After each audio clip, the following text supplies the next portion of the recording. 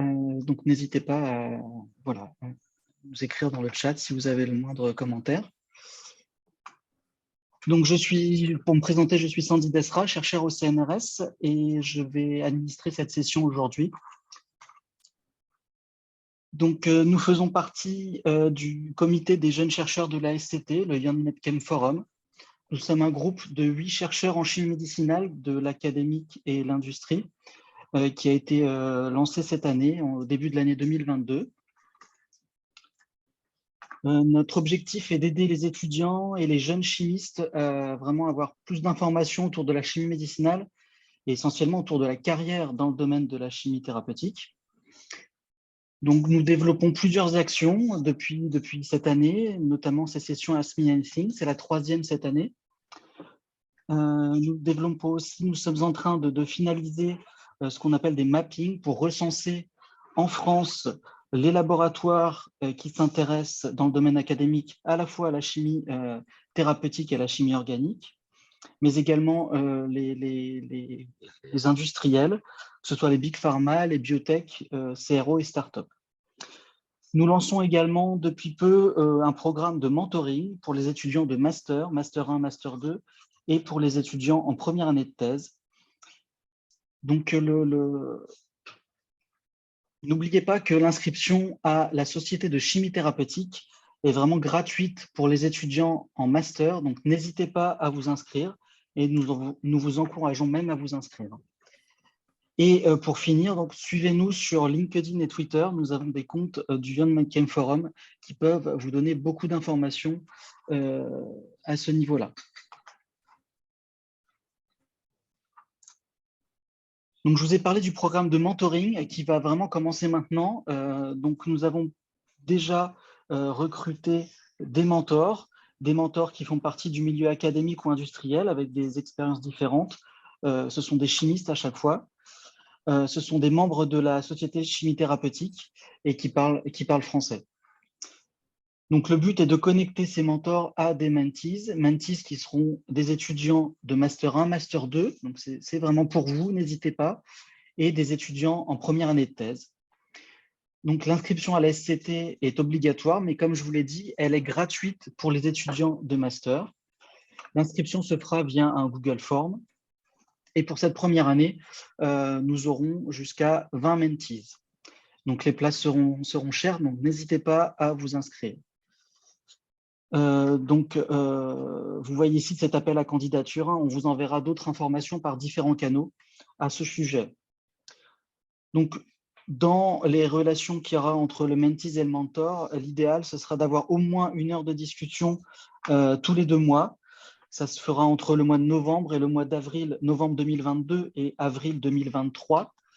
L'objectif sera de discuter autour des choix de carrière, de comment trouver un métier, faire une thèse ou non, etc. Et ce serait vraiment des interactions vraiment très, très spécifiques avec un mentor expérimenté. L'objectif n'est pas forcément de parler de science, sauf si il y a un lien évident avec les choix de carrière. Donc, voyez ici le lien pour l'inscription et on vous le renverra par différents canaux. Donc, aujourd'hui, cette session AMA, on a 2 invités du Young Medchem Forum qui font partie du Young Medchem Forum. Donc, Nicolas Georges, dans un premier temps. Je lui laisse la parole. Bonjour à tous, je vais commencer par me présenter. Donc, je suis chimiste médicinal comme tous les membres du Young Medchem Forum. Donc, j'ai commencé mon cursus universitaire par un DUT à l'université Paris-Saclay. J'ai suivi par la licence de cette même université. Et ensuite, j'ai fait mon master à ce qui était à l'époque l'université Pierre et Marie Curie, qui est maintenant l'université de la Sorbonne. Donc, j'ai effectué mes stages de DUT et master à Sanofi. Donc, c'était principalement des stages en synthèse organique pour des programmes de chimie médicinale. Mon but à ce moment-là, ça a été d'essayer de rentrer dans l'industrie comme chercheur en chimie médicinale. Donc, les chimistes de Sanofi m'avaient préconisé de vraiment blinder la chimie organique et particulièrement la synthèse organique. C'est pour ça que j'ai fait derrière une thèse en synthèse totale à l'Institut de chimie des substances naturelles à Gilles-Furivette avec Jeping Zhou et Géraldine Masson. J'ai suivi par un postdoc qui était à cette époque-là presque essentiel pour essayer de trouver un travail derrière, un postdoc à l'Imperial College à Londres avec Tony Parrett, toujours en synthèse totale pour essayer d'avoir le plus de mécanismes possible en synthèse. J'ai suivi par un second postdoc rapide, le temps de trouver en fait une position de senior scientist chez GSK, à partir de laquelle j'ai appris la chimie médicinale. Ensuite, je suis passé chez Oncodesign fin 2016 comme responsable d'équipe et je suis depuis 2 ans maintenant responsable d'équipe et responsable de projet chez Oncodesign. Donc Oncodesign, c'est sur le même site que le site qu'on avait chez GSK, c'est au sud de Paris, aux Ulysses. Merci Nicolas. Donc notre deuxième personne qui va répondre à toutes vos questions aujourd'hui est Guillaume Compin. Je lui laisse la parole. Alors, bonjour à tous. Alors, moi, je suis maître de conférence à l'Université de Bordeaux. Donc, j'ai d'abord fait une licence physique et chimie en 2004.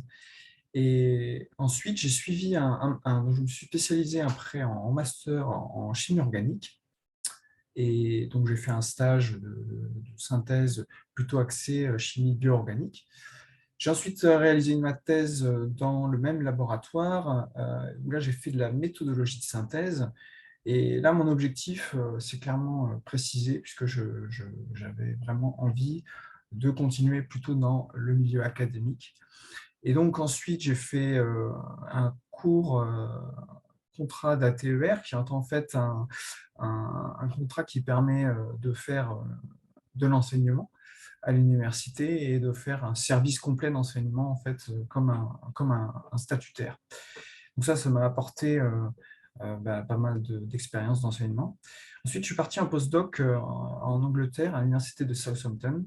J'ai fait la chimie organique, plutôt la chimie du fluor, et j'ai étudié notamment les propriétés du fluor là-bas. Il y avait pas mal de synthèse organique. Ensuite, je suis parti à Nice donc, pour faire un postdoc où là, j'ai fait plutôt de la spectrométrie de masse avec des composés organométalliques, des complexes organométalliques.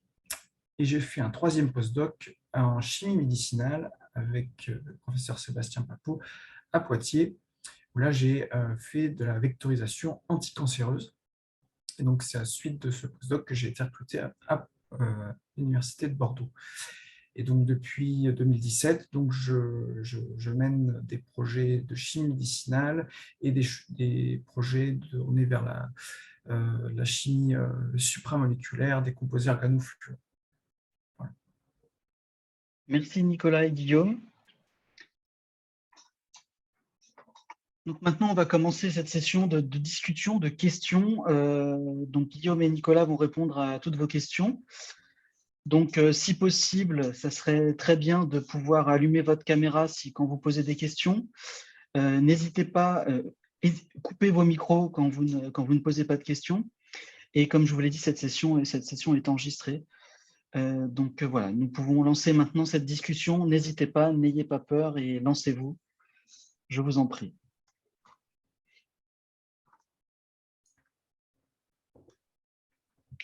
Oui, Malik? Bonjour, vous m'entendez? Oui. Bonjour, oui, on t'entend. Alors déjà, excusez-moi parce que j'ai pas de caméra sur le PC. Merci à vous pour votre présentation. Moi, j'avais une question parce que si vous voulez, là, il y a quelque chose qui m'a tilté quand j'ai vu les deux cursus que vous nous avez présentés. C'est que vous avez fait du coup beaucoup de chimie orga à fond. Et derrière, c'est dans le but de rentrer dans la chimie médicinale. Mais si vous voulez, moi, là, je fais en gros à peu près le même cursus, dans le sens où je fais un master en chimie orga pour faire de la synthèse totale. Mais j'ai toujours cette question qui me dit, est-ce qu'on a besoin de se former sur de la bio pour à terme faire de la synthèse orga sur des composés qui sont bioactifs ou des choses comme ça.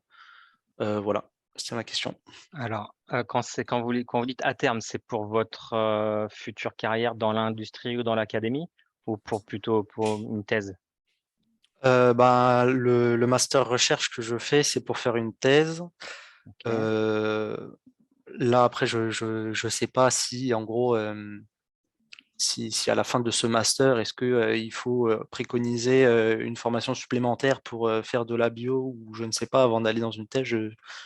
C'est un peu flou là-dessus, quoi. Ce que vous visez, c'est faire de la chimie médicinale, in fine. In fine, ouais, ce serait de faire de la synthèse organique sur des molécules bioactives. Ok. D'accord. Mais du coup, à quel poste? Plutôt un poste technique, plutôt un poste de chercheur? Hmm. Les réponses ne sont Plutôt, pas les mêmes. ok. Qu'est-ce que vous appelez poste technique et poste de Un poste de chercheur? C'est quoi la technicien, différence? un poste de technicien, parce qu'il y a quelques entreprises où avec un master, on peut faire du travail technique à la paillasse. Ok. Ce qui est aussi la première tâche du jeune chercheur, hein, clairement, en tout cas dans l'industrie. Le jeune chercheur, quand il est embauché dans l'industrie, son premier travail, c'est synthétiser les composés qu'on lui demande. Et au fur et à mesure de la participation des programmes, la personne va comprendre la chimie médicinale et pouvoir designer des composés soi-même. Ok.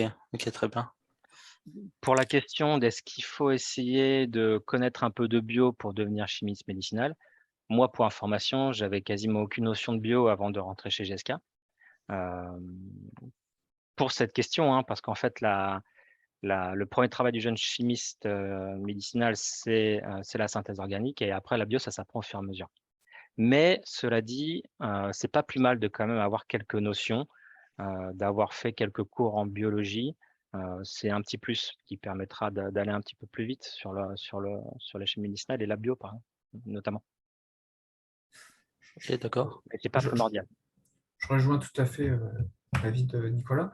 C'est-à-dire que en ce qui me concerne, j'ai pas forcément de formation en biologie au départ.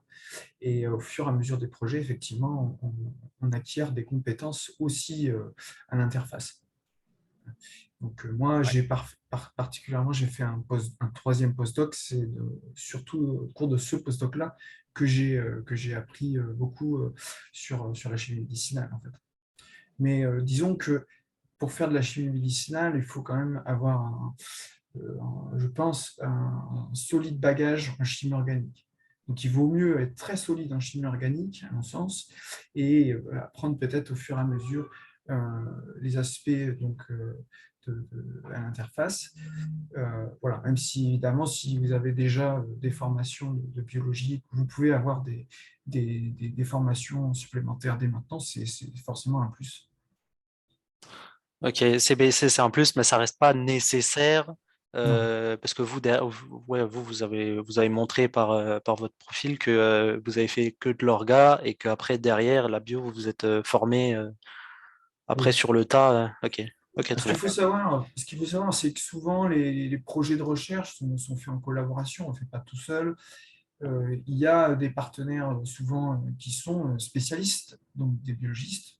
En ce qui me concerne, les projets de chimie médicinale que je porte, ils sont faits en collaboration avec des biologistes. Donc, voilà, l'expertise, vous pouvez aussi la trouver à travers vos collaborations futures. Tout à fait. Et Ok, très bien. je rajouterais également que, au sein de mon entreprise, nous, on a recruté des jeunes chercheurs en 2017-2018. On en a recruté 4 à ce moment-là. On n'a absolument pas regardé si ces personnes-là avaient des compétences en biologie ou en pharmacologie. On s'est vraiment cantonné à la synthèse organique. Ça pouvait être de la méthodo, mais on préférait plutôt la synthèse totale. Même s'il y a une des personnes qu'on a recrutées qui avait un double diplôme, chimie, et biologie, c'est pas du tout ça qui a fait pencher la balance. C'est vraiment, au stade du jeune chercheur qu'on recrute, c'est vraiment la synthèse organique. Ok, très bien. Merci à vous, c'est gentil, hein. De rien. D'autres questions? Vous Oui, m'entendez? Alexandre? Oui. Oui, On va je vous commencer entends. par Alexandre. Bonjour, vous m'entendez? Oui, bonjour, on Oui. vous entend. Donc, en fait, j'avais une double question. C'était plutôt, déjà, je vois que vous avez tous les deux fait une thèse.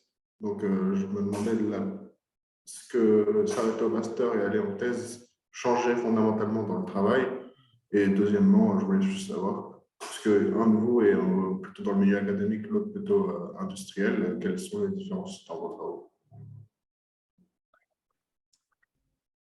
Nicolas, tu veux commencer ou... Ah, vas-y, commence, vas-y. On va Alors, répondre tous les deux. je pense qu'il y a une différence importante entre quelqu'un qui s'arrête au master et quelqu'un qui a un doctorat en poche. Clairement, le doctorat, c'est la formation par la recherche, ce que vous n'avez pas vraiment, on va dire, ou suffisamment avant. Donc, si vous vous arrêtez au master, ce que vous pouvez prétendre, c'est, en tout cas pour les postes dans le public, ça va être des postes soit de technicien ou ingénieur d'études et éventuellement ingénieur de recherche. Ce sont des postes, on va dire, où vous allez faire beaucoup de synthèse à la paillasse, vous allez être euh, impliqué dans une équipe de recherche avec un chef d'équipe qui va monter ses projets, etc. Alors que si vous allez jusqu'au doctorat, vous avez la possibilité ensuite d'être votre propre, comment dire, vous pouvez mener vos propres projets de recherche par la suite. Alors peut-être pas tout de suite dès le départ, quand on démarre en tant que jeune chercheur, c'est pas toujours évident, mais disons que c'est plus à ça qu'on se destine une fois qu'on a un doctorat en poche, puisqu'on a eu cette formation par la recherche. Voilà, et c'est exactement pareil dans l'industrie, hein. Clairement, pour être chercheur dans l'industrie, il faut une thèse. Il y a de temps en temps des personnes mais c'est vraiment de plus en plus rare, des personnes qui sont rentrées dans l'industrie avec un master ou même avec un diplôme de BTS, DUT, licence pro et qui ont montré les qualités, pour monter, la hiérarchie, et qui se sont avérés être de bons chercheurs à la fin. Ils ont eu la possibilité de devenir chercheurs, mais c'est excessivement rare. Vraiment, dans l'industrie, c'est pareil. Si vous avez un master, c'est un travail technique de paillasse, et ce sera le travail. Vous pouvez voir un petit peu de design, comprendre pourquoi on veut synthétiser ces composés, les résultats des tests, mais c'est le chercheur qui design les composés et qui coordonne le projet de recherche. Ok, donc il y a une claire différence. C'est pas du tout le même travail. Ok. Ensuite, la seconde question était la différence entre le travail dans l'industrie et dans l'académie. Elle est énorme, hein, la différence. C'est pas du tout le même travail. Moi, mon travail, c'est de trouver des candidats médicaments dans l'industrie, quel que soit qu'on travaille dans une big pharma, dans une start-up, dans une mid-size ou dans une CRO, donc une entreprise qui travaille en service pour d'autres. Le travail, c'est toujours de trouver des candidats médicaments. Ok. Et je vais te laisser répondre, Ouais. Guillaume, pour ton travail. Alors, dans l'académique, donc il y a déjà en France, il y a deux systèmes. Il y a le CNRS où vous allez essentiellement faire de la recherche, et puis il y a le système des enseignants-chercheurs où, en plus de la recherche, vous faites de l'enseignement. Donc ça s'ajoute évidemment au travail du chercheur, et ça fait partie intégrante du métier. Et donc, dans le milieu académique, il y a une part importante dans la formation en fait, des étudiants. Donc, notre métier est aussi dédié à l'enseignement, à la formation, et même si on est au CNRS, on va avoir enfin, on peut aussi le faire dans le privé. Enfin, tu peux rebondir, Nicolas. Mais par rapport à la formation des étudiants en thèse, notamment. Et par rapport à ce qui concerne les projets de recherche, alors les projets de recherche dans le milieu académique, nous, on est surtout, ça peut être beaucoup plus conceptuel que, Ouais, plus que fondamental, oui. plus fondamental, plus dans l'apport de nouveaux concepts, donc dans le domaine scientifique. Voilà. Après, on s'intéresse aussi à développer des médicaments et à trouver des candidats médicaments. Voilà. Mais disons que ce n'est pas forcément ce qu'on va rechercher, en fait. En tout cas, on va s'intéresser à l'aspect novateur d'un projet sur le plan scientifique. Et derrière, ce qui va être le fruit de notre travail va être valorisé sous la forme de publication scientifique. Voilà, là où Voilà. dans l'industrie, effectivement, notre travail, c'est de trouver des candidats médicaments, ce qui coûte excessivement cher, hein. C'est ça un petit peu le souci dans l'académie, c'est qu'il n'y a pas forcément les moyens. Ça coûte très très cher de trouver des candidats médicaments et on va valoriser ça par des essais cliniques derrière et des brevets. Très très peu de publications par rapport à l'académie. Est-ce qu'on a répondu à vos questions? Oui, très bien. Juste pour une précision, du coup, on cherche plutôt des doctorats orientés vraiment vers la synthèse totale et des post-docs orientés comme ça aussi, ou est-ce qu'il y a une certaine flexibilité sur les sujets de doctorat? Bien sûr, bien sûr. Alors, ce qui est clair, c'est que c'est pas écrit d'avance. C'est-à-dire que il n'y a pas un profil avec une certaine expérience qui permette de rentrer dans l'industrie ou dans l'académie. C'est sûr qu'un profil avec beaucoup de synthèse pour entrer dans l'industrie, ça permet de se donner plus de chances. Mais comme je disais, nous, les jeunes chercheurs qu'on a recrutés, finalement, il n'y en avait que 2 sur 4 qui avaient fait de la synthèse et de la synthèse totale. La synthèse totale, maintenant, c'est de plus en plus difficile d'en avoir dans l'académie.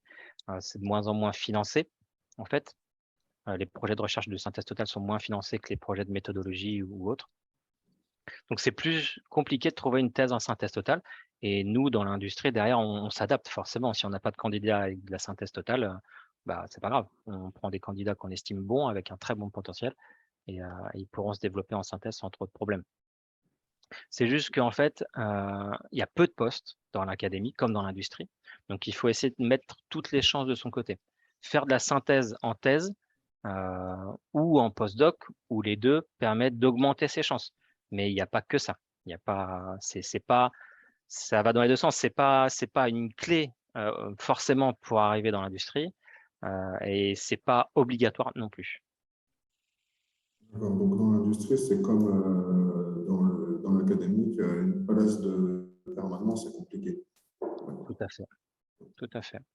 Que ce soit en France ou à l'étranger, c'est quand même il n'y a pas énormément de postes et c'est très très très compétitif parce qu'en fait des docteurs en chimie ou en medchem ou en pharmacie chaque année, il y en a énormément. Donc il y a beaucoup de candidats pour les annonces, hein. Donc c'est très compétitif. Il faut essayer d'avoir le plus possible un projet réfléchi à l'avance, vraiment de vous dire de décider quel est votre but et prendre des décisions de stage, de thèse et de postdoc en fonction de ça. Ok? Il faut avoir un projet le plus cohérent possible. Nous, on regarde beaucoup ça. C'est très important. D'accord. Ouais. Très bien. Merci beaucoup. Merci Alexandre. Il y a TBT qui avait demandé Oui. une question. Oui, vous m'entendez? Bonjour. Oui, Oui, Bonjour. voilà. Alors, donc moi, en fait, je voulais travailler dans les laboratoires, c'est-à-dire effectivement ceux qui créent les médicaments, voilà. Et donc en tant que chef de projet. Donc, si j'ai bien compris, il me faut passer par un doctorat pour ce genre de poste. Tout à fait. Voilà. Et c'est bien de la chimie médicinale dans ce domaine, donc. Oui, alors on est ici pour parler chimie médicinale, mais on peut parler d'une autre chimie si vous voulez. Ben, Mais on n'est pas forcément expert là-dedans. Voilà, non, mais Alors. voilà, mon but, c'était de travailler dans des labos de pharmacie D'accord. et pour faire de la recherche donc sur les médicaments. Et c'est donc ça, Tout à fait. c'est ce que vous faites, d'accord. Voilà, c'est en étant docteur. Par contre, il faut bien avoir conscience que la coordination de programme ou être responsable de programme n'arrive pas tout de suite. Oui, Ça met plusieurs années avant d'y arriver. Il faut faire d'accord. toute l'expérience en chimie médicinale, apprendre la chimie médicinale, qui est très Mhm. diverse, hein. Il y a énormément de pharmacologie à apprendre, de biologie, de physico-chimique. Il y a beaucoup de choses à apprendre. Et à partir du moment où tout ça c'est bien consolidé, il pourra y avoir, en fonction des opportunités, bien sûr, ça se joue beaucoup là-dessus. Puis il faut, La coordination de programme arrive après tout ça. Oui. Et on l'a. Oui, je vais juste ajouter, il faut aussi démontrer une certaine autonomie, c'est-à-dire oui, que ça dépend beaucoup des personnes, des choix de carrière, etc. Mais si vous voulez faire ça, il faut aussi, pour y arriver, démontrer par votre parcours, par votre façon de travailler, une certaine autonomie dans votre travail et dans votre réflexion aussi. oui, bon, c'est Voilà. évident, oui. Ouais, Voilà. Il faut aussi développer un certain leadership, bien sûr, c'est ça. et des Ouais. qualités de communication assez importantes. Oui, oui. Donc, en fait, tout ce que vous me dites, tout ce qu'on doit apprendre, on doit l'apprendre sur le tas quand on commence au bas de l'échelle, on va dire. Niveau scientifique, oui. Voilà, Oui, oui. d'accord. La plupart du temps, oui. Pour la chimie médicinale, oui. D'accord. Donc comment dire, on n'a pas un poste de chef de projet tout de suite, quoi. Non. C'est pas, Non, non. voilà, c'est. Non. La recherche pharmaceutique, c'est une recherche qui est vraiment très demandeuse de compétences. Il faut vraiment beaucoup de compétences. D'accord. Et on n'acquiert pas ça, même avec certaines personnes font des masters en chimie médicinale, des Mhm, thèses en chimie médicinale, mhm. mais même avec ces expériences-là, ça ne suffit pas. Il faut démontrer D'accord. sur Voilà, le lieu de sur le travail tas. toutes ces compétences et Mhm. ces connaissances. D'accord. D'accord. Bon, parfait. Merci beaucoup. Merci. Merci. Arthur, n'hésitez pas à laisser vos mains levées pour qu'on puisse comptabiliser. Arthur, je t'en prie. Alors, bonsoir, vous m'entendez? Bonsoir, Oui. oui, on vous entend. Oui.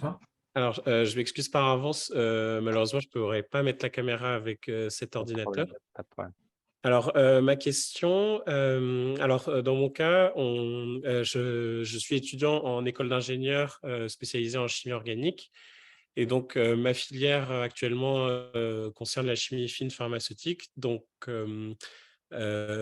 vrai que j'ai un peu de mal à voir la différence entre chimie pharmaceutique et chimie médicinale. Donc, c'est vrai qu'à C'est la l'école, même nous, chose. on a beaucoup de contacts avec des entreprises justement qui travaillent dans la chimie pharmaceutique. Mais c'est vrai que pour ce qui est de la chimie médicinale, que ce soit des industries, des entreprises, pour le coup, on a beaucoup moins d'informations à ce sujet. Et donc, ma question principale, c'était donc quelles sont les différences entre ces deux chimies-là et quels sont, par exemple, des grands groupes travaillant dans la chimie médicinale. Globalement, on parle de chimie pharmaceutique, chimie thérapeutique ou chimie médicinale.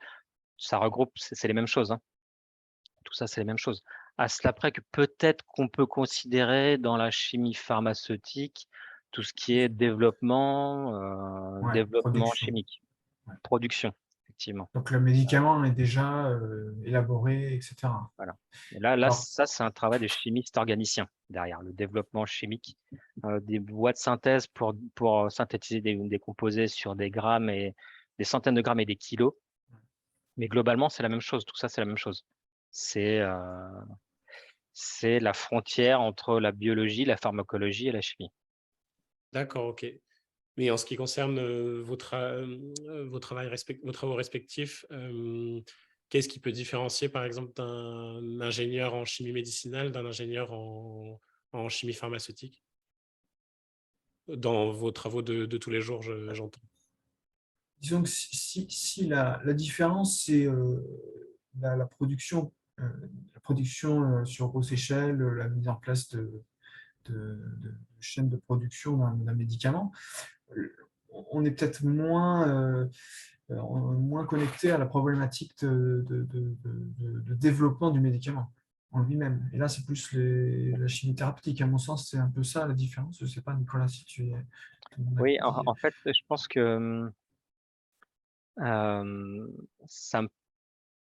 je pense que vous faites une petite confusion. C'est-à-dire que il n'y a pas de différence entre chimie médicinale et chimie pharmaceutique réelle. En fait, il y a deux travails. Il y a le travail de trouver des candidats médicaments, qui est de la chimie pharmaceutique, chimie médicinale, chimie thérapeutique. Tout ça, c'est la même chose. En anglais, il y a un seul terme pour ça, c'est medicinal chemistry.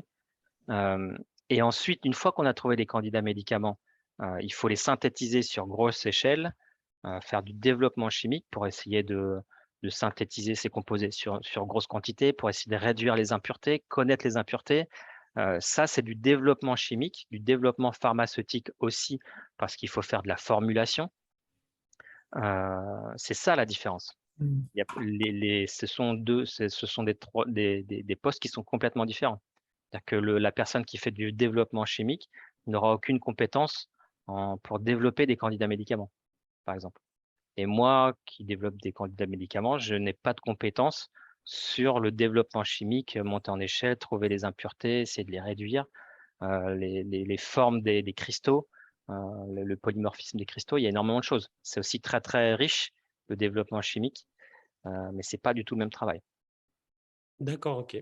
Ah, merci pour votre réponse, ça répond à ma question. Merci beaucoup. Okay, très bien. On avait Mégane. Mégane. Bonjour.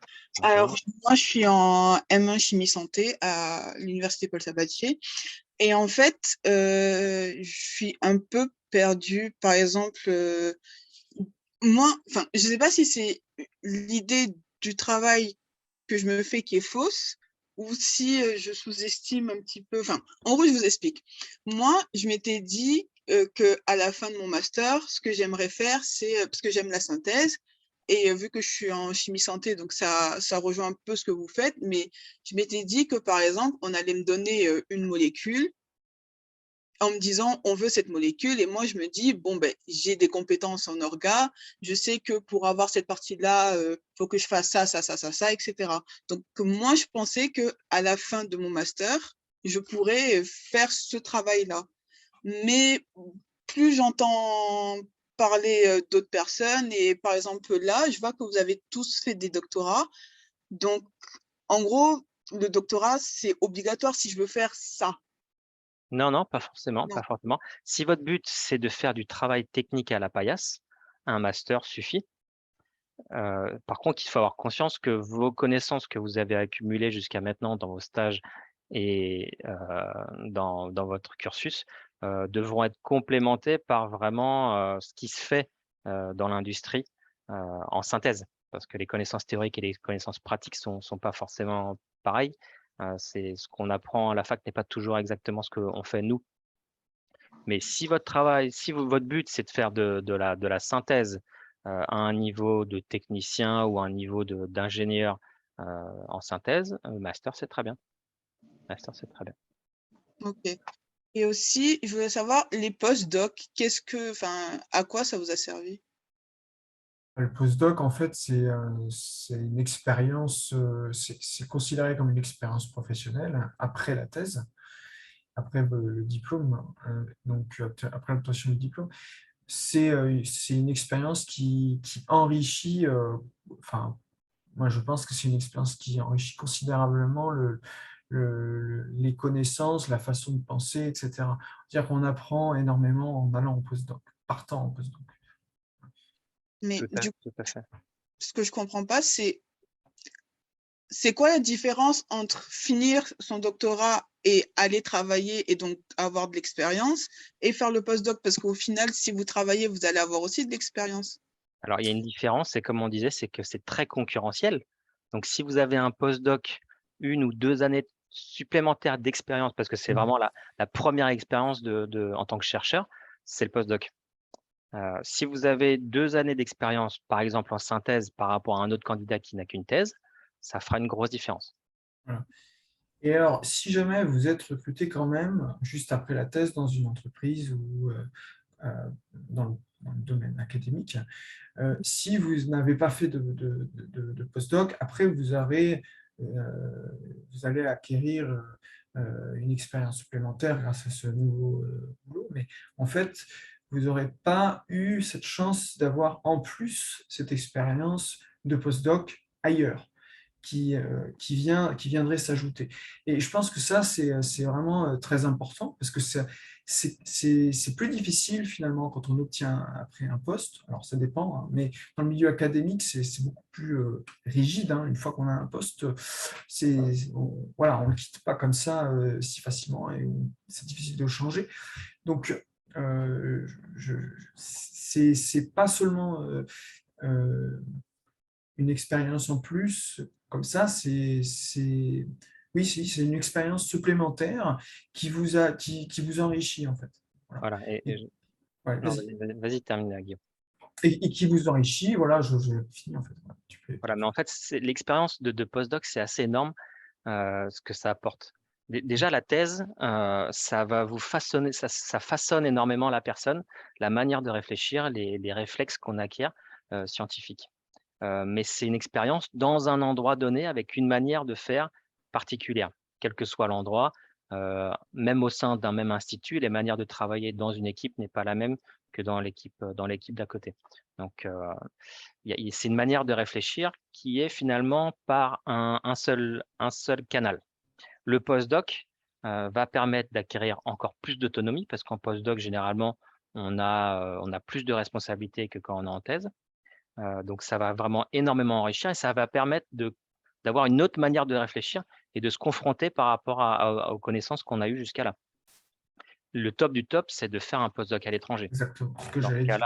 cas-là, on se confronte aussi à une culture différente et les personnes qui ont fait un postdoc à l'étranger qui a été rempli de succès, ce sont des personnes qui sont fiables, hein, clairement, qui peuvent s'adapter à l'autre. Et ça, nous, en tout cas dans l'industrie, on est très friands de personnes qui sont allées faire le postdoc à l'étranger parce que ça apporte beaucoup, beaucoup, beaucoup. Et dans le milieu académique également, les personnes qui sont recrutées au CNRS ou même en tant que maître de conférence, c'est exigé, hein, c'est souvent nécessaire d'avoir fait un postdoc à l'étranger. Voilà. Ce n'est pas obligatoire, il y en a qui obtiennent des postes sans en avoir fait. Hein. Après, ça dépend aussi de la volonté de chacun. Mais disons que c'est clairement une expérience qui va être un sacré plus sur votre parcours. Ouais. Par contre, il y a quelque chose d'important avec le postdoc, c'est que ce n'est pas très compliqué de trouver un postdoc une fois qu'on a un doctorat. Par contre, c'est compliqué de trouver un travail derrière. Donc, il ne faut pas prendre le postdoc comme une manière de continuer et de décaler encore le moment où on va vraiment chercher du travail dans l'industrie ou dans l'académie. Il faut que ce soit un projet global, comme on a dit précédemment. Ce n'est pas faire un postdoc juste pour décaler le moment où on va se confronter au marché du travail. C'est un peu comme un tremplin, en fait. Voilà. Il faut voir ça un petit peu comme ça, je pense. Tout à fait. Ok, merci. Et dernière question, est-ce que vous recommandez de faire un doctorat plutôt en France ou à l'étranger? Comment c'est dur à partir? Alors, tout dépend de votre projet et votre objectif derrière. En tout cas, en ce qui concerne le milieu académique, bon, vous pouvez faire les deux, en fait. Je ne vais pas dire que c'est mieux de faire l'un ou l'autre quand même, mais disons que si vous faites votre thèse en France, vous allez avoir une sorte de réseau en France, et si vous cherchez à revenir en France pour trouver un poste en milieu académique français, vous aurez des informations, vous aurez un réseau, des personnes que vous pourrez contacter. Au moment où vous aurez besoin de postuler aux concours, qui sont difficiles. Les gens qui ont fait leur thèse à l'étranger, à ce moment-là, moi, je leur conseillerais plutôt de revenir faire un postdoc en France pour justement acquérir ce réseau. Et les gens qui n'ont jamais fait ni thèse ni postdoc en France et qui cherchent à postuler au concours, disons que ça peut être plus difficile ou parce qu'ils n'ont pas forcément les codes exactement et ils ne savent pas exactement ce qui est attendu lors du concours, même s'ils peuvent avoir un très bon parcours. Quoi. Voilà. Ça, c'est peut-être mon conseil que je pourrais donner. Après, je ne sais pas si c'est partagé par tous, mais voilà. Ok. Et ça dépend aussi de votre souhait pour travailler plus tard. Si vous souhaitez travailler en France ou à l'étranger, Oui. Autant aller faire une thèse directement dans le pays, même dans l'industrie. Hein, si vous travaillez dans l'industrie, c'est plus facile de se faire connaître dans le pays dans lequel vous avez fait votre thèse. Ça, c'est plus simple comme ça, effectivement. Je rejoins tout à fait Guillaume là-dessus. Ok, d'accord. Merci. Disons que c'est moins une question de lieu et de pays qu'une question de thématique et de standing de l'équipe d'accueil. Ça, c'est très important. Le pays, c'est un peu moins important, mais faut y faire attention quand même pour ce que disait Guillaume, pour le réseau dans le pays. Ok, merci. Merci Megan. On va passer la main à Mélissa.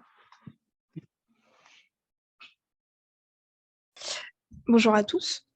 Bonjour. Excusez-moi, du coup, j'ai pas de vidéo non plus. Moi, j'ai deux questions qui me taraudent.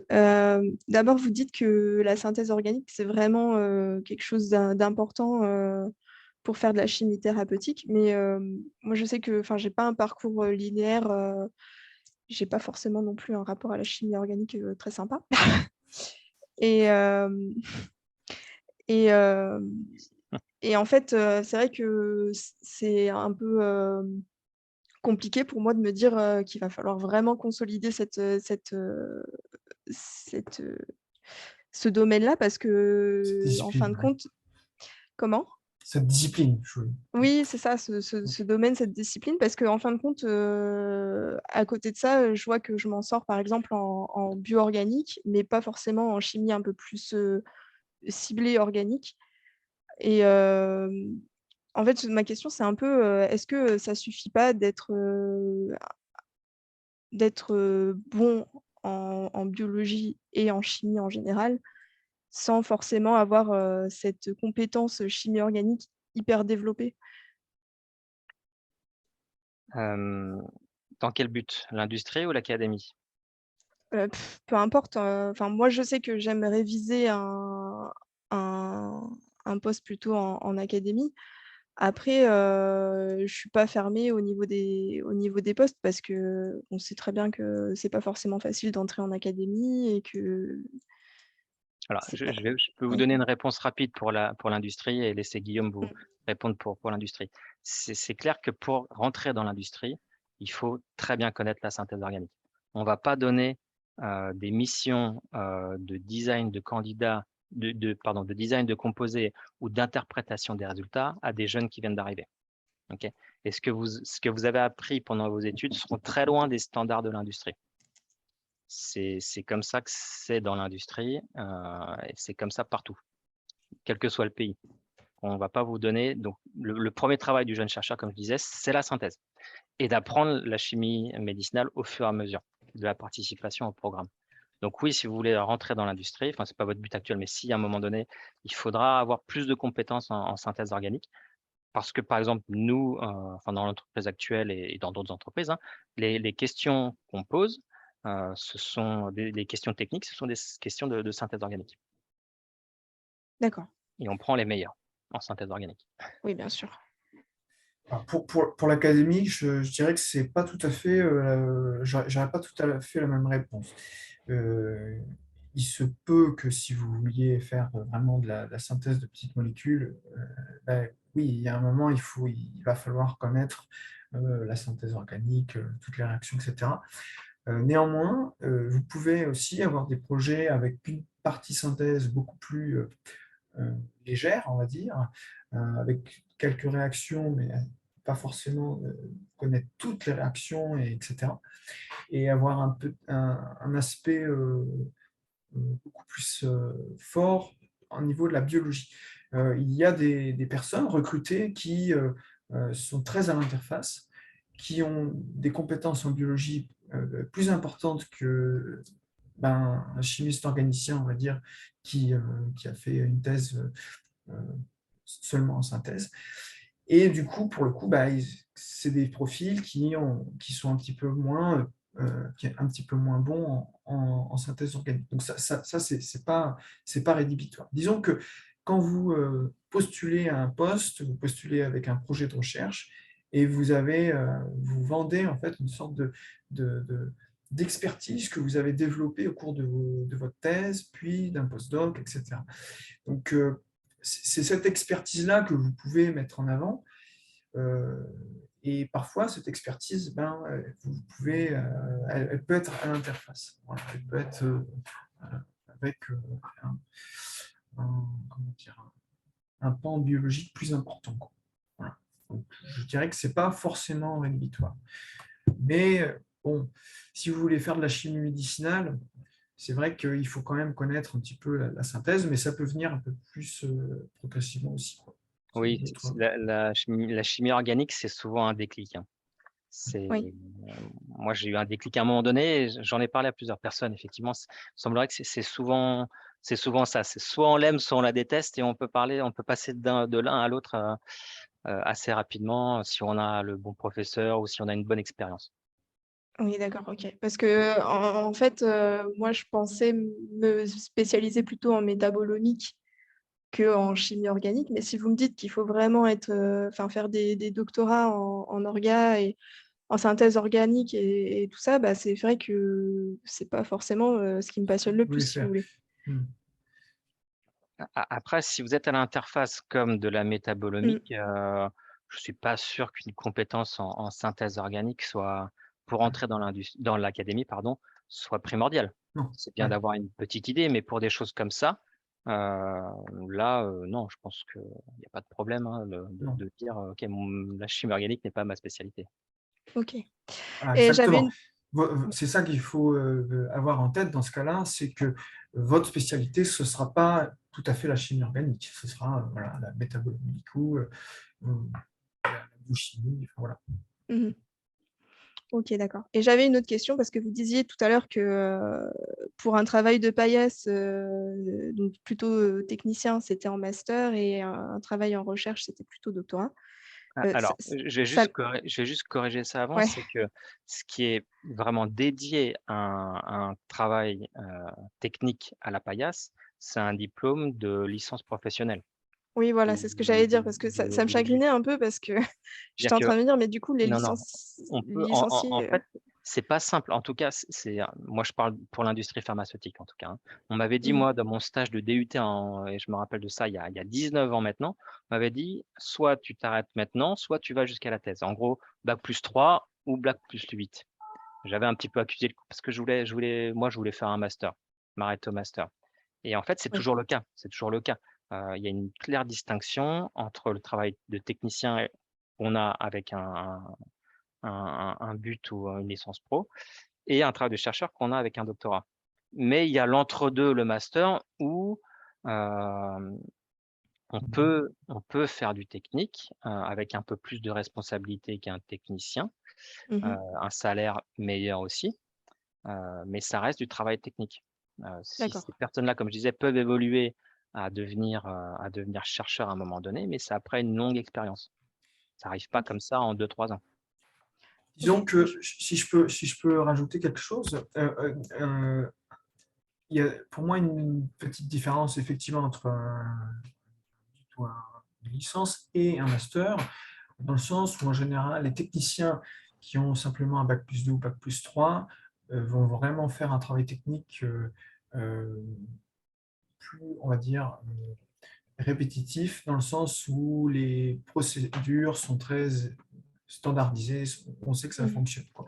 Alors qu'un master, avec un master, vous pouvez intervenir dans des projets de recherche.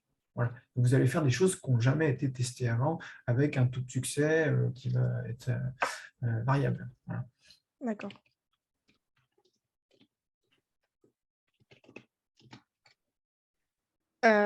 D'accord, d'accord.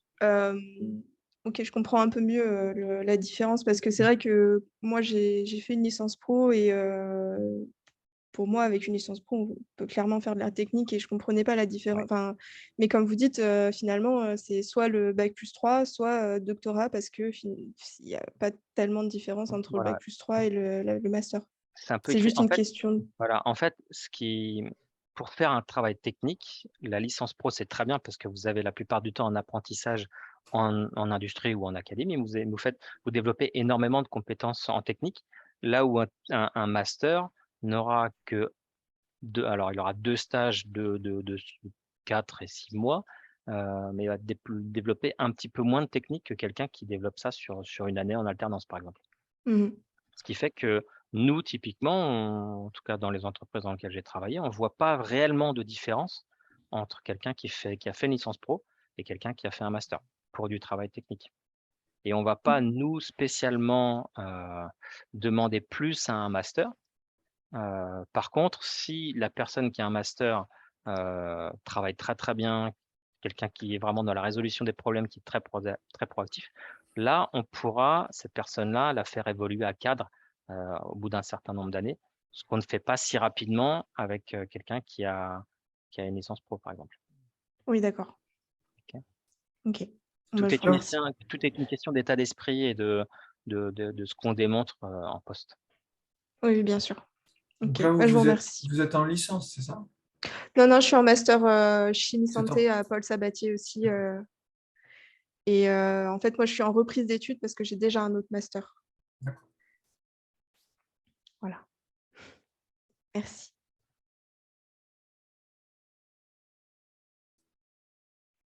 Mathilde? Bonjour, merci de m'avoir donné la parole. Moi, c'est aussi un peu une question parcours parce que là, je suis en stage en recherche en institut privé à l'étranger et on me propose pas mal de sujets de thèse et les sujets sont bien. Et donc après, pourquoi pas faire une thèse, un postdoc. Mais le truc, c'est, j'aimerais bien savoir si, parce que j'aime bien la recherche, mais je ne me vois pas le faire jusqu'à la fin de ma carrière. Donc, une fois qu'on est rentré dans la recherche, est-ce que c'est possible de sortir? Enfin, par exemple, juste aller vers plus le développement ou quelque chose de moins. Alors, Parce- rien n'est écrit à l'avance. Ok, donc Ça c'est possible, dépend. c'est tout à fait possible de sortir. Oui, Enfin, oui, on ne oui. s'enferme pas dans la recherche pure, quoi. Non, non, non, non, c'est tout à fait possible de s'enrichir d'autres expériences, qu'une petite tâche un peu en dehors de la recherche devienne un jour votre travail principal ou d'avoir une formation particulière pour faire autre chose. Rien n'est écrit, enfin vraiment, c'est pas écrit à l'avance. Il y a des passerelles. Ça dépend des entreprises, bien sûr, ça dépend de l'académie et le privé. Mais si à un moment donné, vous en avez marre de la recherche, rien ne vous empêche d'aller chercher autre chose ailleurs. Les compétences que vous allez développer en faisant de la recherche sont appréciées dans d'autres domaines. Ok, ça marche. Oui, je pense que il faut aussi considérer le doctorat comme une formation complète par la recherche. Mais en fait, vous apprenez pas que à faire de la recherche. Il y a plein d'autres compétences que vous développez au cours du doctorat. Euh, donc, voilà, je pense qu'il faut vraiment penser ça comme une formation par la recherche et derrière ces compétences-là que vous allez pouvoir développer au cours du doctorat, vous pouvez les valoriser et ça peut vous permettre de faire un travail dans un autre domaine, ou de couper la recherche, ou d'arrêter, ou de continuer. Mais ça peut être lié à des métiers scientifiques. Par exemple, il y a les métiers de l'édition. Vous pouvez rejoindre Des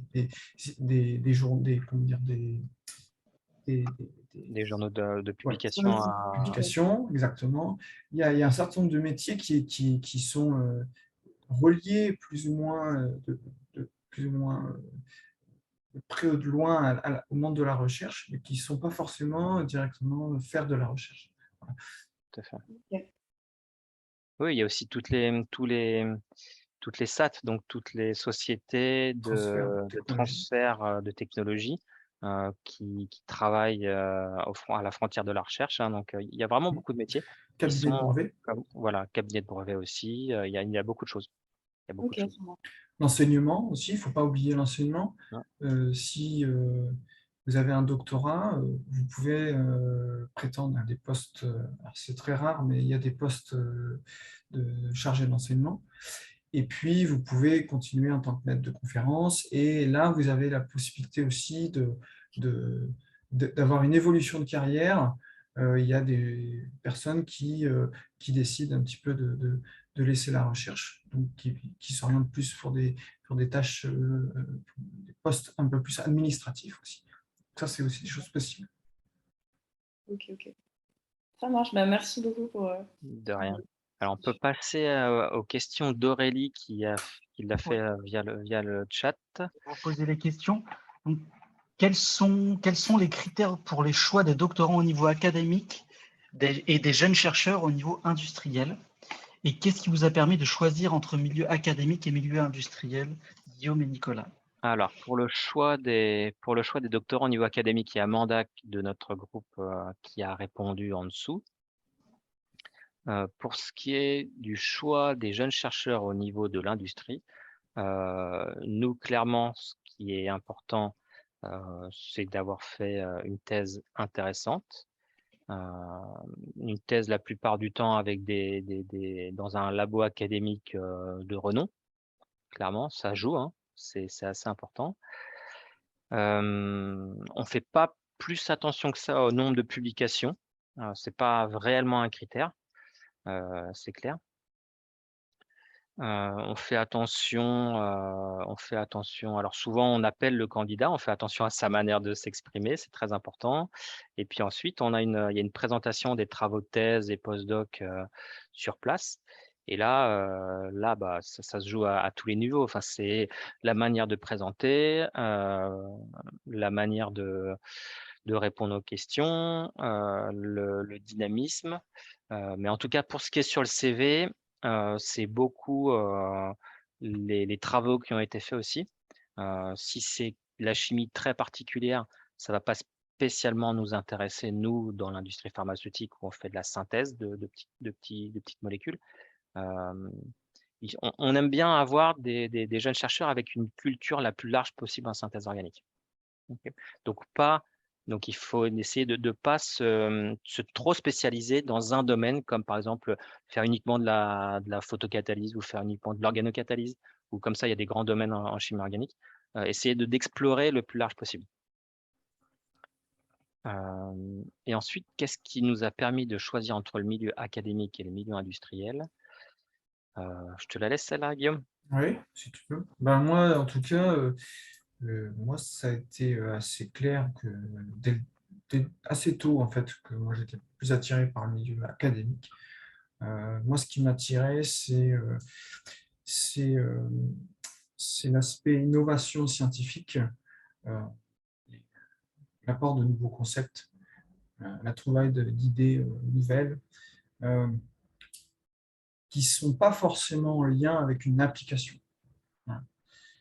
C'était plus la recherche fondamentale. Et aussi la partie enseignement, transmission.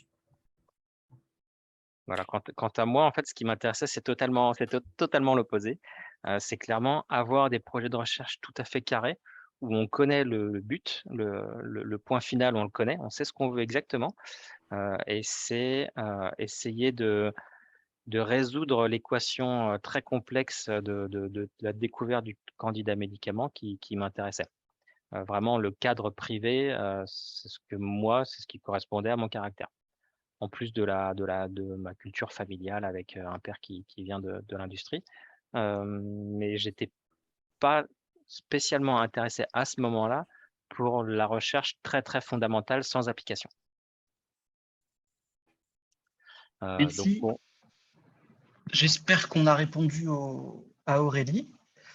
On va passer à la question d'Alexandre. Oui, c'est encore une autre question qui me vient. C'est sur les différentes possibilités de poursuite d'études. Parce que là, du coup, moi, je suis en Master 1. Et du coup, par exemple, à la fin de l'année, plutôt que de faire un Master 2, je peux poursuivre en école d'ingénieur et faire un doctorat derrière, ou alors faire un Master 2, puis le doctorat, ou alors carrément finir mon Master 2 et aller faire de la pharmacie, par exemple. Et du coup, c'est quoi les conséquences de ces choix? Puisqu'au final, on a un doctorat qui correspond plutôt à ce qu'il faut pour faire la chimie pharmaceutique. Alors, il y a quelque chose de très important, c'est de pouvoir expliquer son parcours. C'est-à-dire qu'un parcours qui peut paraître un petit peu incohérent, nous, on en tient compte et on pose des questions. quelqu'un qui, par exemple, a arrêté ses études un certain temps, sans expérience sur le CV, un trou, par exemple, ou effectivement quelqu'un qui s'est réorienté dans ses études, ça pose pas spécialement de problème, mais il faut pouvoir l'expliquer correctement. Pas juste dire, bah tiens, j'avais envie, voilà, c'était comme ça. Il faut pouvoir donner quelques réponses d'intérêt. Vous êtes dans quelle faculté? Je suis à Paris-Saclay. Oui, mais je veux dire, vous suivez quelle filière en fait? Le master 1 chimie, et là, je suis en parcours chimie organique. D'accord. Et donc, vous vous posez la question d'essayer de faire autre chose que le master 2 chimie organique pour arriver dans le monde de la pharma, c'est ça? Oui, en fait, oui, c'est ça. Je me demande pourquoi. Je sais pas, je vois que dans les orientations à la fin, enfin, la fac donne des statistiques. On voit qu'il y en a qui sont allés en école d'ingénieur. On voit qu'il y en a qui. J'en ai vu un qui était allé du coup en études de pharmacie. Et du coup, je me demande vraiment, fondamentalement, quand on arrive sur le marché du travail, qu'est-ce qui change si on est encore autre chose? Alors, comme le dit Frédéric dans le chat, typiquement, à partir du moment où on a un doctorat, qu'on ait fait un master ou une école d'ingénieur, ça rentre pas vraiment en ligne de compte, hein. Clairement, le doctorat, comme dit Frédéric, va supplanter les expériences, le cursus avant, master ou école d'ingénieur. Ça n'a pas beaucoup d'importance. Nous, dans l'industrie, on ne fait pas beaucoup attention à ça, en réalité. Mais ça dépend des entreprises aussi. Il y a des entreprises qui aiment particulièrement les écoles d'ingénieurs, d'autres qui n'en sont pas très friandes. Donc, au niveau d'un poste de chercheur, en tout cas. Si vous êtes déjà en Master 1, ça peut être compliqué de rejoindre une école d'ingénieur par la suite. Je ne sais pas quel est votre projet exactement, ou si vous avez des possibilités, mais ce n'est pas forcément le plus facile. Je ne sais pas ce que vous envisagez. En fait, c'est juste que c'est une possibilité et je me demande quelle est la conséquence de ce choix-là, en fait. C'est surtout ça. Parce que, au fond, je ne sais pas, je pense que si je demande des écoles d'ingénieurs, j'en aurai probablement au moins une. Mais c'est juste que là, comme ça, je ne comprends pas la conséquence, en fait. Et moi, je rejoins dans ces cas-là parfaitement l'avis de Nicolas et de Frédéric. Si vous continuez en thèse derrière, en cette thèse organique ou en chimie médicinale, clairement, c'est ça qui va compter, en fait. C'est votre expérience de thèse, les publications que vous allez avoir, etc. D'accord. Donc, ça sera complètement effacé. OK. Et pour la pharmacie, ce ne sera pas complètement effacé non plus, quand même, mais disons que ça sera dans un second, ça sera mis au second plan, on va dire, dans votre parcours. Et plus vous allez avancer, si vous faites un postdoc, etc., par la suite, plus ce que vous avez fait avant la thèse sera mis au second plan. Tout à fait. Oui, OK, je comprends. En tout cas, comme on disait, il faut vraiment essayer d'avoir un parcours cohérent. Si vous êtes là en Master 1 et que tout d'un coup, vous avez l'impression que c'est mieux d'aller en école d'ingénieur parce que ça donne une meilleure image due au système français, ce n'est pas forcément très cohérent. OK. D'accord. Il ne faut pas oublier aussi que la thèse, c'est 3 ans, ce sont des études longues quand même. Donc, si vous devez reprendre une école d'ingénieur, par exemple, et que ça vous rajoute 1 an d'études, c'est un calcul à faire aussi pour vous, parce que ça vous rajoute 1 an de plus. Donc, voilà. Tout à fait. C'est un calcul à faire. En tout cas, la pharmacie, moi, je vous déconseille. Vous n'allez pas reprendre des études de pharmacie. Après, tout le monde peut le faire, mais moi, je ne serais pas vous conseiller ça. Pharmacie, c'est un concours d'entrée, il y a certainement quelques passerelles, mais de toute façon, vous allez avoir plus d'années de... Si votre projet, c'est de faire une thèse, de toute façon, vous n'avez pas forcément besoin de suivre un parcours de la faculté de pharmacie, quoi. Alors, réfléchissez bien à ce que vous voulez faire plus tard, quel métier vous visez. Justement, ce que vous décriviez sur le métier de chercheur, qui n'est pas d'être seulement en paillasse, mais de réfléchir à ces concepts-là, c'est vraiment ce qui me plaît. Quand je suis en cours de chimie organique, j'aime vraiment chercher qu'est-ce que je vais appliquer comme un peu de théorie, qu'est-ce qu'on pourrait appliquer là, qu'est-ce qu'on pourrait appliquer là, mais pas juste la synthèse expérimentale, vraiment. synthèse expérimentale, plus tout ce qui est théorique, ok. Mais dans ce cas-là, mon conseil serait plutôt de continuer en Master 2. Hein. Et si fait. vous voulez être chercheur derrière, faire un doctorat en chimie organique. D'accord. Bah, c'est parfait. Ok, c'est ce que je note. Et dernière chose, est-ce que aujourd'hui, quand on vient d'une thèse, vous disiez l'établissement de ton vient pour faire la thèse, ça compte beaucoup, les trucs prestigieux, mais C'est un qu'est-ce des qui est critères, oui. prestigieux? Qu'est-ce qui est prestigieux? Qu'est-ce qui ne l'est pas? En fait, je ne connais pas grand-chose en doctorat. Ah Du bah coup, alors là, à votre niveau, c'est sûr que c'est très compliqué de le savoir. Il faut demander conseil à vos profs, par exemple, aux maîtres de conf, aux professeurs, aux directeurs de recherche qui vous entourent. Un labo prestigieux, c'est un labo qui mène une recherche de qualité avec des publications régulières. C'est le principal. Et de C'est le bon niveau. et de bon niveau, voilà, des publications de bon niveau, donc dans dans des journaux avec un impact facteur important, une équipe conséquente, une équipe de recherche conséquente avec pas mal de doctorants. Ça joue beaucoup dans vos connaissances parce qu'en fait, vous allez voir, en plus de faire votre projet, si vous travaillez au sein d'une équipe importante, vous allez voir les projets des autres doctorants et vous allez vous en enrichir. C'est des connaissances en plus par rapport à une petite équipe où si vous êtes 2 ou 3, vous allez moins voir de diversité de projets, par exemple. Mais pour connaître les labos académiques de haut standing, là, je vous conseillerais soit d'écrire, enfin oui, de contacter vos professeurs et de voir avec eux. d'accord. Ok, merci. Et, c'est parfait. Et pour les stages qu'on devrait effectuer, parce que là, par exemple, j'en ai un cette année, est-ce qu'il faut plutôt essayer de privilégier au maximum l'industrie ou l'académique, c'est très bien, parce que du coup, on a des facilités de parler de tous les enseignants qu'on connaît et pas beaucoup d'industriels. Du coup, est-ce qu'il y a c'est très bien ou est-ce qu'il faudrait mieux choisir quelque chose? Ouais, Alors, tout dépend ce que vous visez un petit peu après, quoi. Disons que ça n'a pas une importance forcément majeure, je dirais, à ce stade. Néanmoins, ça peut être un plus si vous souhaitez, par exemple, si vous faites un stage dans l'industrie, ça peut être un plus si vous peut-être vous voulez rejoindre l'industrie par la suite. Tout à fait. C'est vrai que nous, quand on recrute des gens, s'il n'y a aucun stage du tout dans l'industrie, on peut se poser la question de la motivation de rentrer dans l'industrie. S'il y a au moins un stage, ça nous le démontre d'une certaine manière. Alors, ça dépend bien sûr dans quelle entreprise. Hein. Si c'est une entreprise qui fait du polymère, ça nous intéresse moins, bien sûr.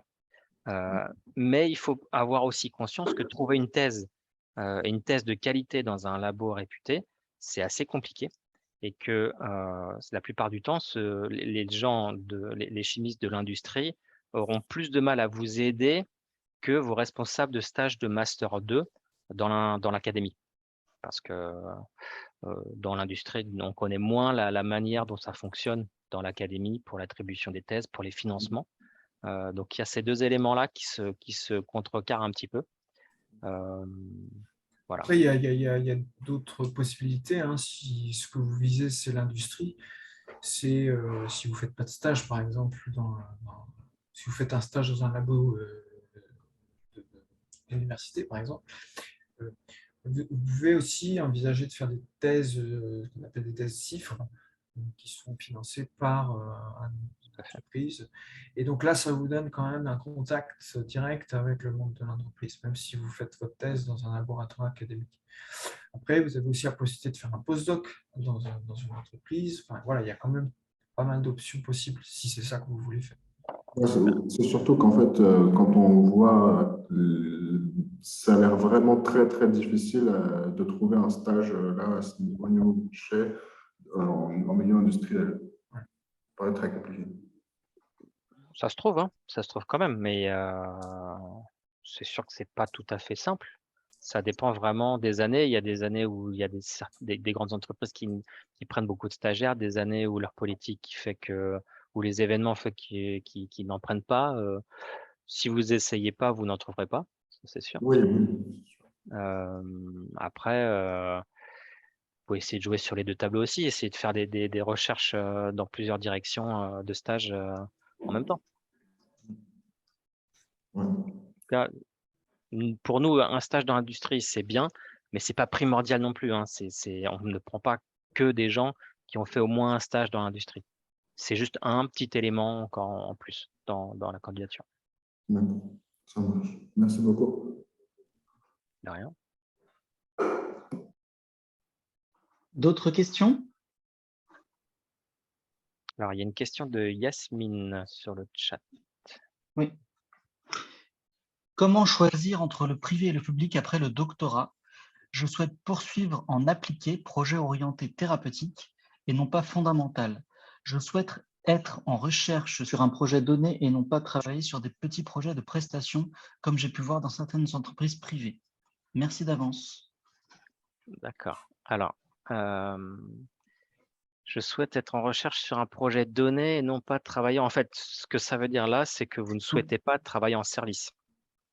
C'est que vous. Effectivement, il y a Nicolas, tu peux peut-être expliquer les différents types de laboratoires associés à la chimie médicinale.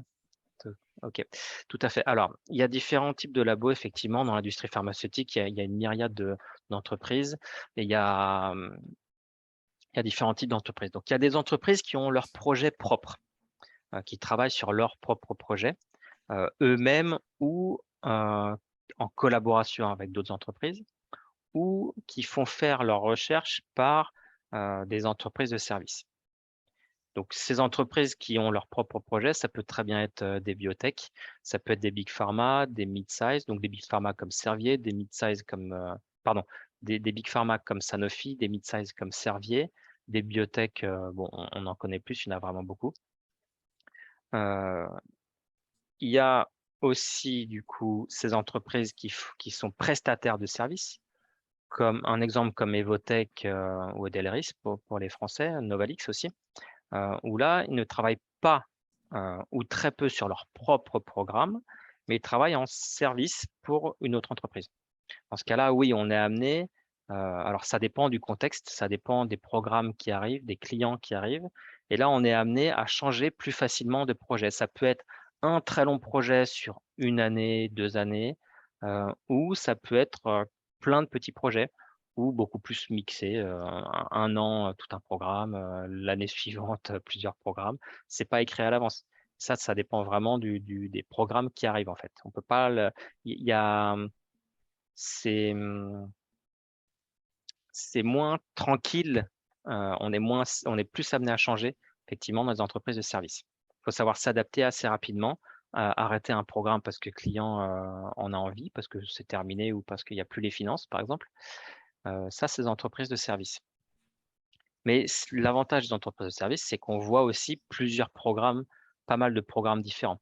Au contraire d'entreprises qui travaillent sur leur propre programme, sur des années, on voit moins de diversité.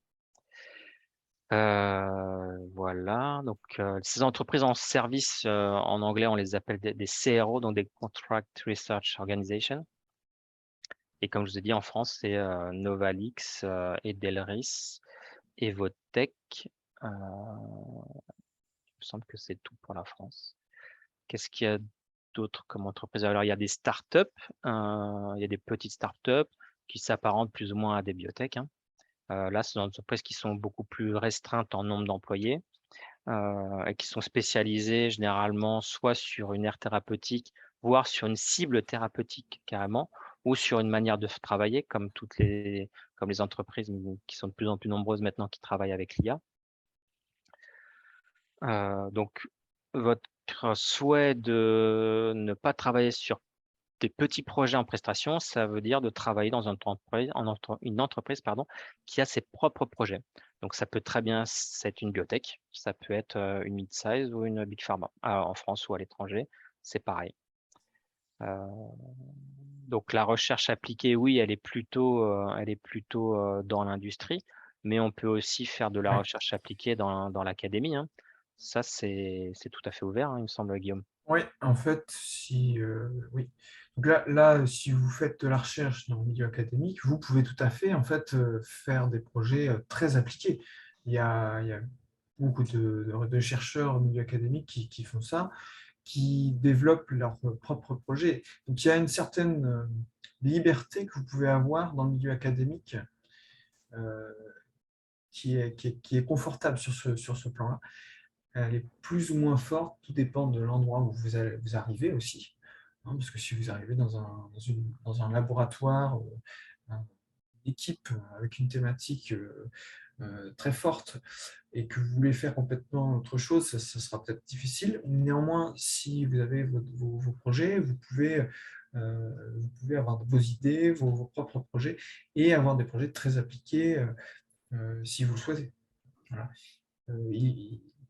Maintenant, depuis une dizaine d'années, il y a les fameuses SAT dont on a parlé tout à l'heure, les sociétés de transfert de technologie. C'est des entreprises qui sont là, en fait, dont la mission est de transférer les découvertes qui sont faites dans le milieu académique vers l'entreprise.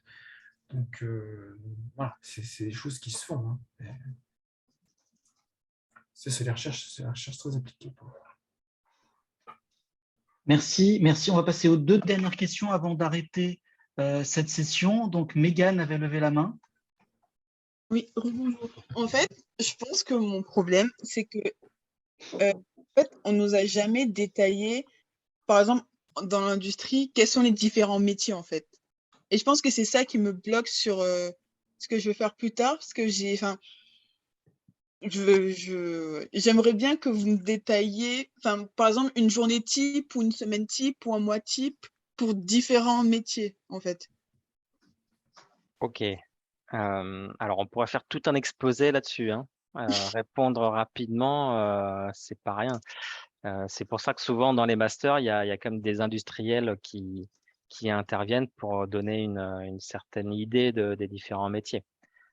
Mais rassurez-vous, c'est exactement pareil pour moi. Je suis arrivé dans l'industrie sans connaître ce que j'allais réellement y faire. Okay. Et comme Sandy dit en discussion, effectivement, il y a des salons comme Forum Horizon Chimie, voilà, tout à fait, qui permettent d'avoir ces questions-là.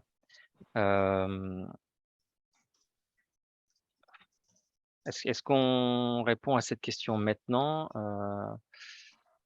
Donc, par exemple, très rapidement, moi, ma journée type, donc moi, j'ai une équipe de chimie, une équipe de chimie de synthèse. Donc, je design je regarde les résultats des tests biologiques que mes collègues de pharmacologie et biologie génèrent. Je regarde si ça va j'interprète ces résultats, je regarde si ça va dans la bonne direction. À partir de ces résultats, je redesign des nouveaux composés à partir de la modélisation, mais pas seulement, à partir de mes connaissances, à partir de publications, donc beaucoup de recherches bibliographiques. Et ces composés-là, je les redonne à synthétiser à mon équipe de chimistes, et ces composés vont être resynthétisés. En fait, c'est le fameux cycle Drug Design, Make, Test, Analyze, et ce sont des cycles itératifs. On design comme ça, on synthétise, on teste et on analyse, et on fait comme ça pour trouver un candidat médicament quand ça fonctionne entre 500 et 1500 composés pour arriver au candidat. Mais ma journée type aussi fait intervenir le management de mon équipe scientifique, mais aussi opérationnel et administratif. Donc, on fait des objectifs annuels pour nos collaborateurs. On fait la revue des objectifs. On essaye de voir que tout se passe bien au labo pour que ça tourne bien, pour qu'on n'ait pas de soucis opérationnels. C'est très, très riche en réalité, hein. On fait pas mal de choses. Okay. Là, je peux pas aller plus dans le détail dans un temps court comme ça. Oui, mais je pense que je vais m'inscrire pour faire le monitoring parce que ça sera mieux. Mentoring. Un mentoring, pardon. Voilà, tout à fait. Je pense que pour vous, c'est très bien appliqué. Vous aurez beaucoup plus de réponses sur un temps plus important. Vous pourrez derrière réfléchir à tout ce qui vous sera dit et revenir avec d'autres questions. Ça va façonner un peu votre parcours, ce sera très bien. Ok, merci.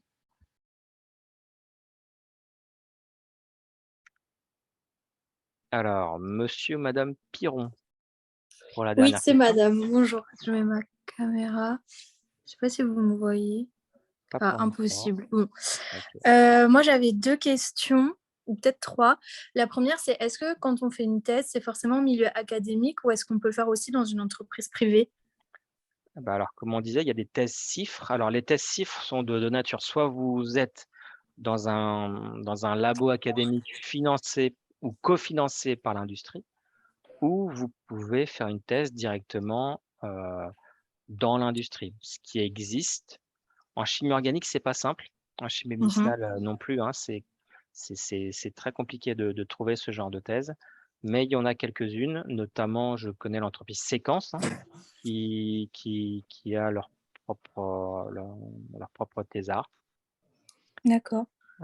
Voilà, Et est-ce qu'en proportion, vous avez un peu une idée de combien de thèses il y en a très peu. au milieu privé? Ouais, C'est un très faible pourcentage par rapport au nombre énorme de thésards chaque année en chimie organique et chimie médicinale dans l'académie. ok, d'accord.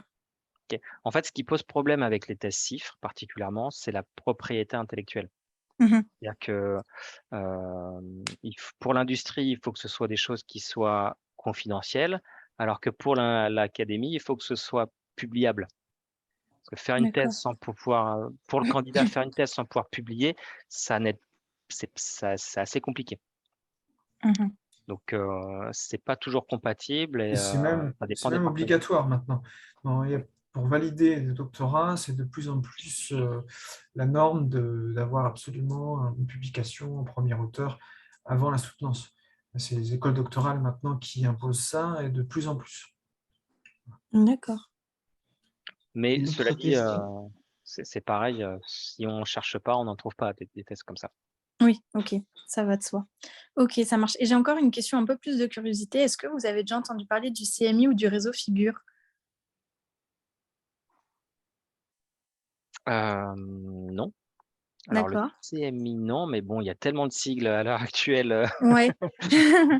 et le réseau Figure, Ça va non ensemble en fait, mais d'accord. Alors, faut peut-être nous expliquer?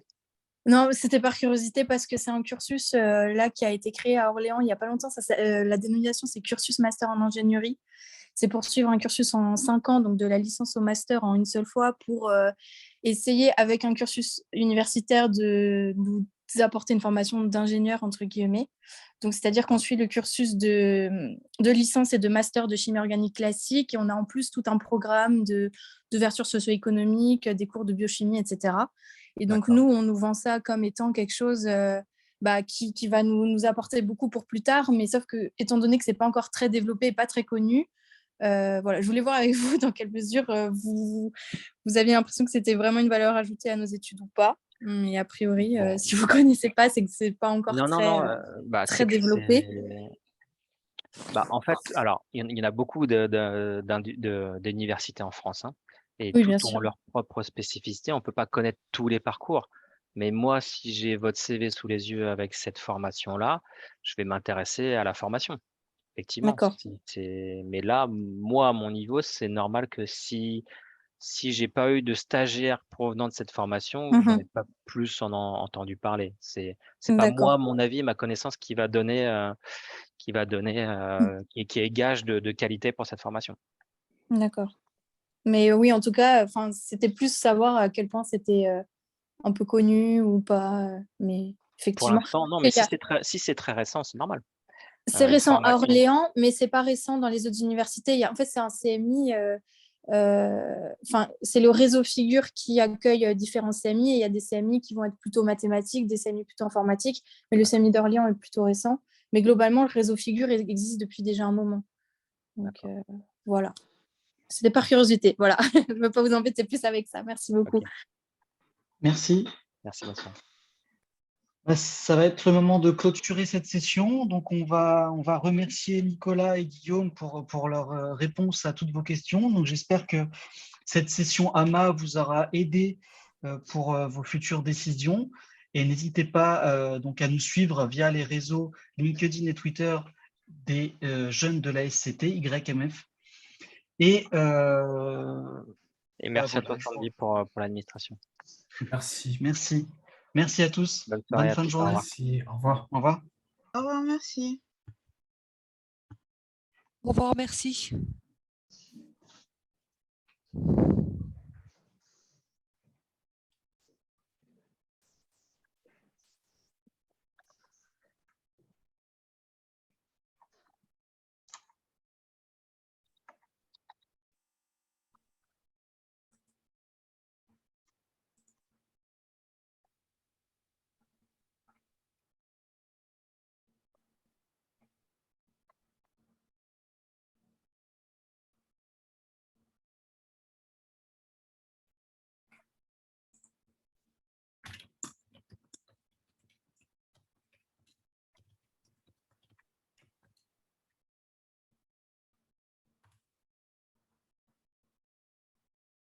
C'est bon. Alors, tu es toujours en j'ai- enregistrement là.